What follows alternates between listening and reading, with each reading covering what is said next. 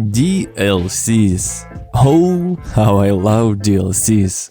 What game today releases without additional content?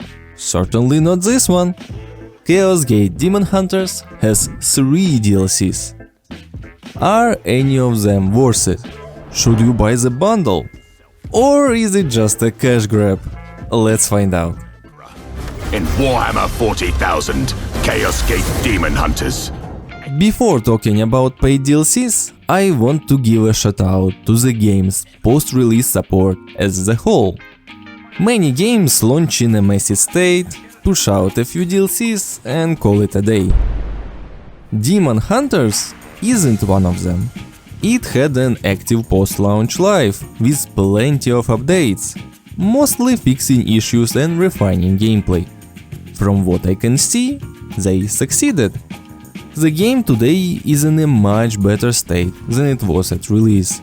Some updates even added content in what you could call free DLCs.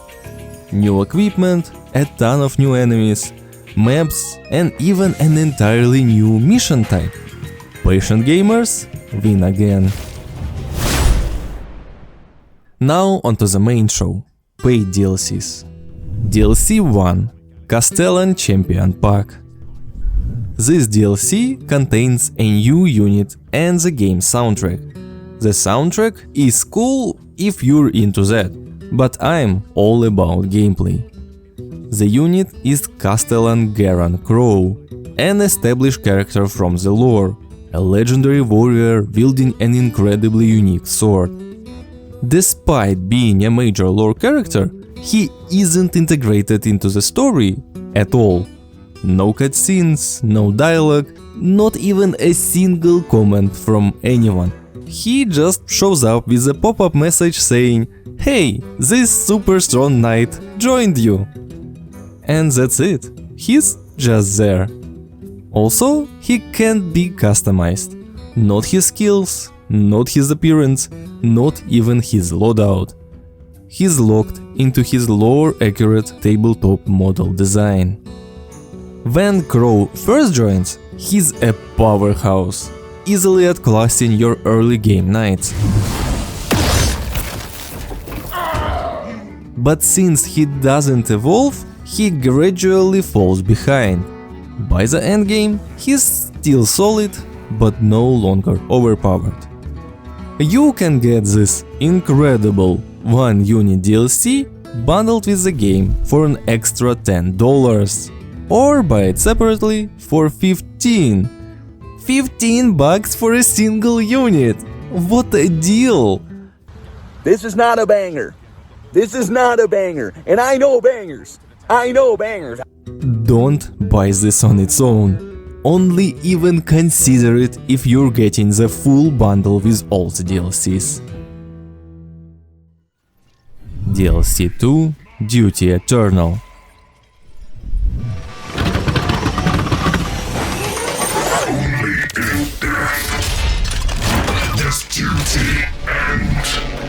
This one is much better, but still weird in places. It adds a lot, but some design choices are questionable. Let's start with the good stuff.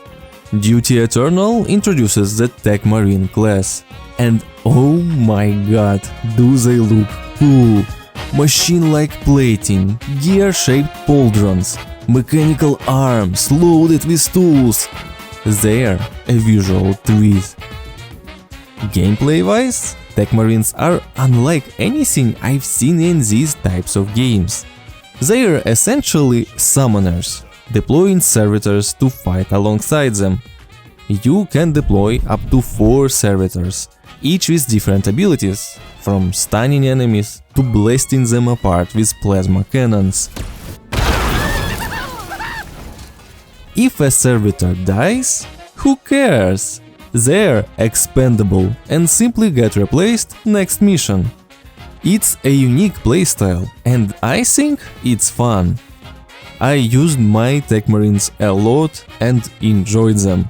Although it is different, so I can see some players not enjoying it as much. The DLC also adds a venerable Grey Knight Dreadnought. This towering war machine is as awesome as it sounds. Devastating firepower, huge health, and the ability to plow through enemies like they're nothing. It's fantastic. But there's a catch. You can only deploy the Dreadnought on special Technophage missions, which is already a weird choice, as it means that you are locked out of your best and most fun unit for most of the game. But things get even more problematic. Technophage missions are harder than regular ones, stronger enemies, severe warp surges, and more punishing penalties for ignoring them. Enemies are stronger, but you can deploy a Dreadnought to counteract that, so it shouldn't be a problem, right? Well, no. These missions start appearing way before you get the Dreadnought. Early on, when your squad is weak and resources are scarce, you're forced to tackle these brutal missions or face severe penalties. This is a baffling design choice and a major frustration for many players, rightfully so. If Technophage missions only appeared after you got the Dreadnought, this wouldn't be an issue. But that's not how it works, is it? It doesn't ruin the game, but it's definitely a problem. The Duty Eternal also adds a frigate, a secondary ship that lets you send squads on missions without playing them out. A fantastic quality of life feature that adds more strategic depth. And yet, another weird design choice. The frigate only appears late in the game. So late that I used it maybe 4 times before finishing my campaign. It would have been much more useful 30 hours earlier. DLC 3 Execution Force. This one adds 4 new classes, Imperial Assassins from the official Assassinorium. They're nothing like the Grey Knights, not even being Space Marines, playing more like glass cannons. They are not as tanky, have only one resilience point, but compensate with high damage output and incredible utility. The classes are Vindicare Assassin, the Sniper. Grey Knights don't have true snipers, so this was a much needed addition. He boasts a huge range with no damage fall-off, making him very strong. As a known sniper enthusiast in these types of games, I loved him. He is just as good as you'd expect. Die.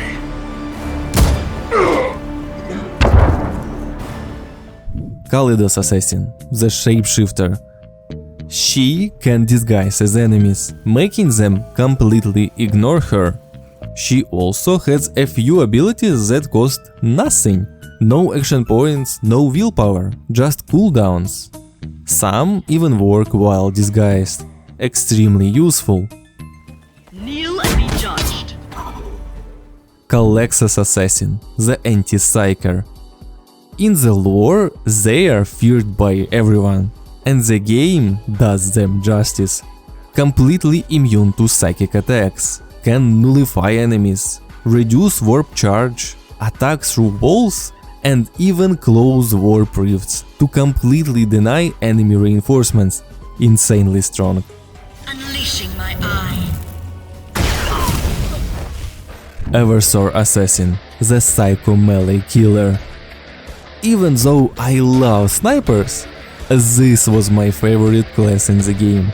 This Psycho deals huge melee damage but sacrifices his own health to do so. He burns his HP for extra action points, increased damage and other benefits. To balance that out, he heals whenever he kills in melee. The constant trade-off between self-damage and rushing headfirst into enemies for a kill and heal loop is a perfect risk-reward balance. Chef's kiss. Paralysis! On top of this, the DLC adds 2 new mission types: boarding actions and Tentarus Hive. I don't have much to say about boarding action, because in my 60-hour campaign I only had one, and it was okay, nothing to write home about, or to make a video about. The Tentarus Hive, on the other hand, oh, I have a few words about this one. This mission type contains what might be some of the worst game design decisions in the entire game, and some of the worst I've seen in recent years at all. It goes against almost everything this game stands for. It is a nightmare. To purge this vile enemy once and for all. There's a hive in the center of the map, constantly summoning reinforcements and attacking your entire squad every turn. So, just charge in and kill it as fast as possible, right? Well, of course not! It is immortal! To make it vulnerable, you first need to destroy 5 hive germs scattered across the map.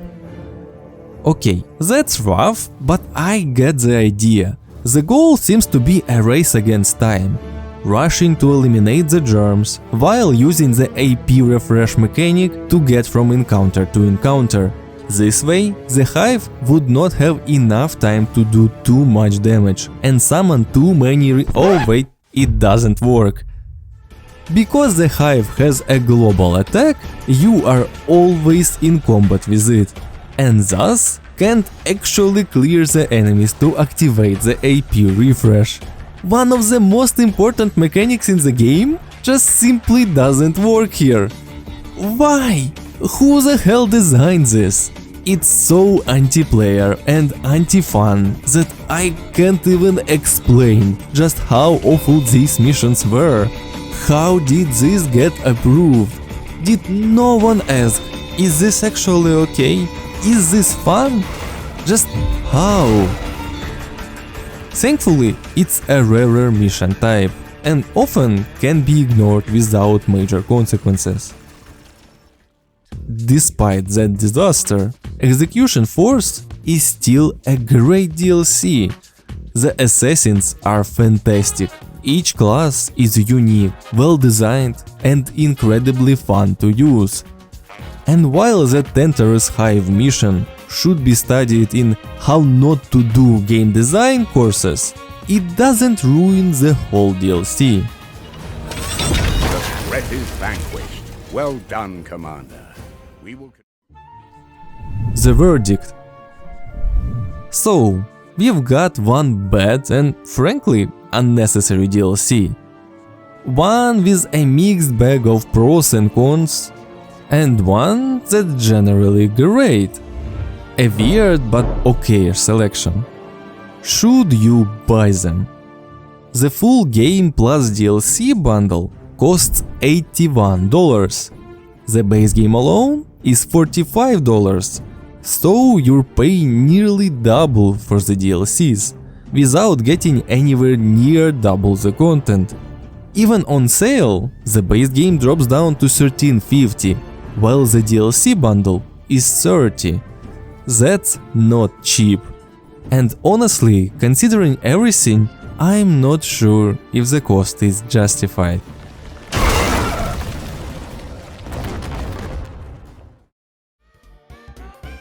I hope you enjoyed the video. Next time I'll finally be releasing the big one, the full review, and it's going to be around an hour long. So make sure to subscribe so you don't miss it. I'd really appreciate the support if you left a like and a comment as well. It helps the channel out a ton. Thanks, and I'll see you in the next one. Good. That will do for now.